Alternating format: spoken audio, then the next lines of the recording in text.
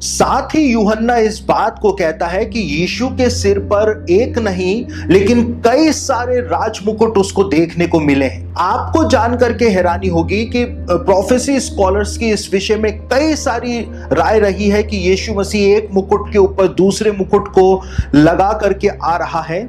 लेकिन यहूदी परंपरा की यदि बात की जाए तो यहूदी परंपरा के अंदर यहूदियों के द्वारा जो प्रेयर शॉल का इस्तेमाल किया जाता है और जिस प्रेयर शॉल का इस्तेमाल यीशु मसीह के द्वारा भी किया जाता था, यहां पर यूहन्ना के द्वारा उसी प्रेयर शॉल की चर्चा की जा रही है। और कैसे की जा रही है?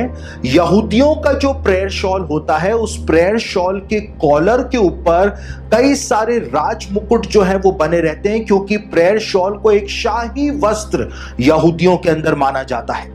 और यहूदी लोग इस प्रेयर शॉल से अपने सिर को ढक लेते हैं और वो कॉलर वाला हिस्सा जब उनके सिर के ऊपर आ जाता है तो कई सारे राजमुकुट उनके सिर के ऊपर आ जाते हैं। और यहां पर इसी सत्य को यूहन्ना के द्वारा प्रकट किया जा रहा था कि यीशु मसीह एक यहूदी के रूप में वापस आ रहा है। वो एक यहूदी था, वो एक यहूदी है और वो यहूदी के रूप में ही वापस आ रहा है। और यीशु ने अपने प्रेयर शॉल से अपने सिर को ढका हुआ है।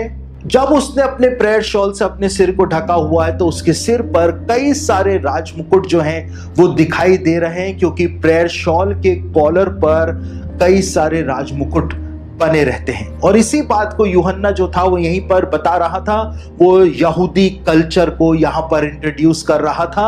और जब तक हम यहूदी कल्चर को नहीं समझेंगे, हम प्रकाशित वाक्य को कभी भी नहीं समझ सकते हैं।